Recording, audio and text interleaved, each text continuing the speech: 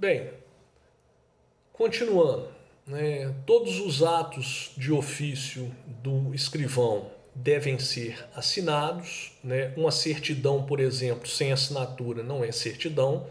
Aliás, o artigo 209, né, ele estabelece essa exigência que alcança não só o escrivão, mas todos aqueles que participam do processo, né? Assim é que as partes assinam as suas petições, as suas cotas, o juiz, os seus atos, né? Os seus despachos, decisões, interlocutórias, sentenças, o oficial de justiça, né? As suas certidões, o perito, o seu laudo. Então é uma exigência que se estende a todos para que o ato ele possua eficácia, validade, ele tem que ser assinado, né? Hoje, vocês sabem que os atos, né, na maioria das vezes, os atos processuais são praticados por meio eletrônico, então são assinados digitalmente, né, por quem o praticou.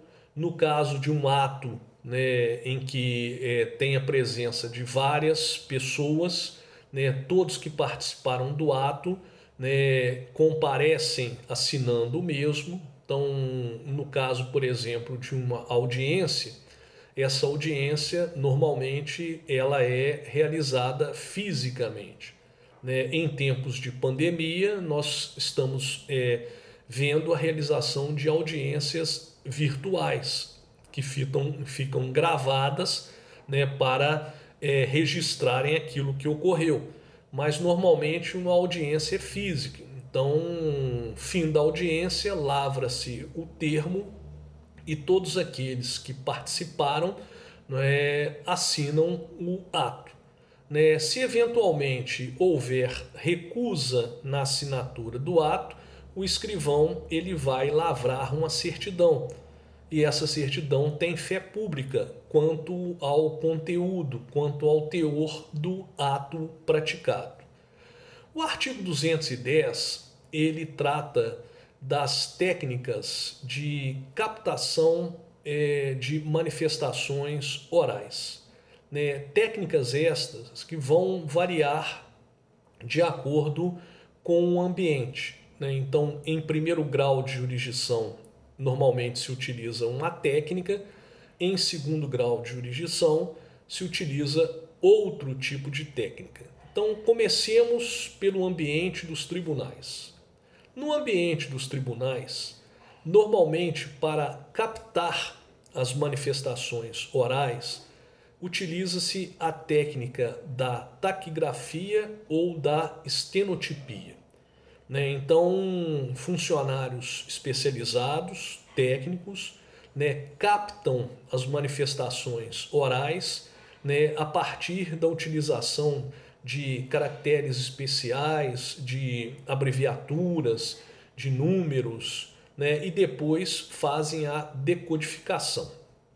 A estenotipia é uma espécie de taquigrafia mecanizada. Então utiliza-se um equipamento semelhante a uma máquina de escrever, só para vocês entenderem, né? Prestem atenção numa sessão de julgamento de um tribunal que vocês vão perceber a presença do taquigrafista ou do estenotipista. Então vejam só, essas técnicas são utilizadas para captar a sustentação oral da parte, né? O voto proferido pelo desembargador ou os votos proferidos pelos desembargadores ou ministros que participaram da sessão do julgamento de um recurso, de uma ação de competência originária do tribunal. Então, esse técnico ele vai captar essas manifestações orais no momento da realização da sessão de julgamento e, posteriormente, ele vai decodificar esses sinais, essas abreviaturas, esses caracteres especiais, dando origem às notas taquigráficas, que vão se constituir em parte integrante do acórdão.